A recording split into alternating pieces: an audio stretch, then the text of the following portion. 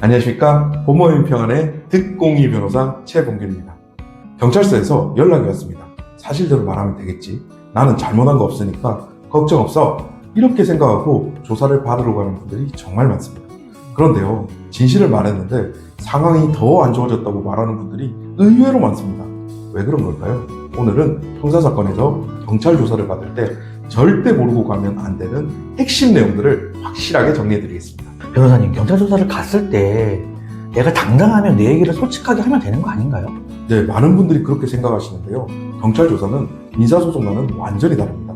형사 절차는 내가 어떻게 느끼는지보다 증거가 뭘 말하고 있는지가 훨씬 중요합니다. 그리고 경찰은 저번에도 말씀드린 것처럼 내 편이 아니라 나의 혐의를 입증하는 입장에서 접근합니다. 내가 아무리 진심으로 말해도 상대방이 낸 증거나 진술이 우세하면 오히려 내 말은 변명처럼 보일 수 있는 거죠. 경찰 조사에서 느끼는 혼란, 왜 그런 걸까요?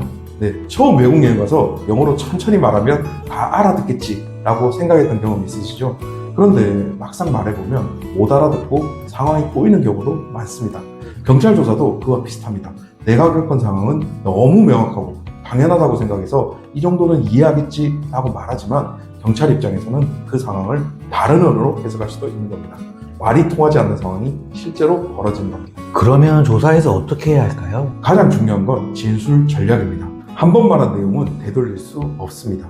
경찰이 어떤 증거를 갖고 있는지 모르는 상태에서 무작정 부인하거나 불필요하게 많이 말하면 오히려 수사에 불리한 방향으로 끌려갈 수 있습니다. 이럴 땐 차라리 침묵하는 것이 나을 때도 있고 객관적 증거와 어긋나지 않는 방향으로 진술을 조율해야 합니다. 진실보다 중요한 건 증거와 진술이 일관되느냐입니다. 그렇다면 정의가 밝혀질 것이다 라는 믿음은 틀린 건가요? 네, 슬프지만 형사사건은 정의를 판단하는 절차가 절대 아닙니다. 사실을 증명하는 절차입니다. 실제로 무죄든 유죄든 간에 법원은 제출된 증거와 진술만으로 판단합니다. 진실이 무엇이든 증거로 입증되지 않으면 존재하지 않는 것과 같은 것이죠. 그래서 억울함을 호소하기 전에 그 억울함을 증명할 자료와 논리가 먼저 준비되어 있어야 하는 것입니다. 그렇다면 조사 전에 뭘 준비해야 될까요? 네, 저번 영상에서도 한번 설명드린 적이 있는데요. 가장 먼저 생각해야 할 건 최악의 시나리오입니다. 기소될 수도 있고 재판을 받을 수도 있고 실형이나 집행유예까지 갈 수도 있습니다. 내가 그 결과를 감당할 수 있는가? 그렇지 않다면 지금이라도 전략을 바꿔야 합니다. 필요하면 진술을 번복하고 변호인의 조력을 받아 대응 방향을 재정비해야 합니다. 형사사건은 감정이 아니라 생존의 문제일 수 있기 때문입니다. 변호사님이 가장 부담스러워하는 질문인데요. 변호사는 꼭 있어야 할까요? 네, 물론 법적으로 꼭 있어야 하는 것은 아닙니다. 하지만 변호사는 경찰의 언어를 해석하고 내가 모르는 증거의 존재를 가늠하며 진술의 타이밍과 표현을 전략적으로 도와줍니다.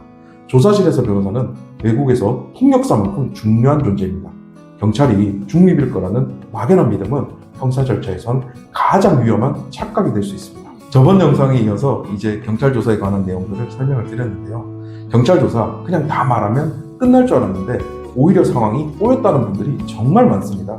형사 절차는 내 진심을 수사관에게 전하겠다 그런 자리가 아니라 증거와 논리로 자신을 지켜내야 하는 싸움입니다. 조사실에서 당신을 보호할 사람은 당신밖에 없습니다. 오늘 이야기 여러분이 단 한 번 경찰 조사에 응하기 전 반드시 떠올려야 할 내용입니다.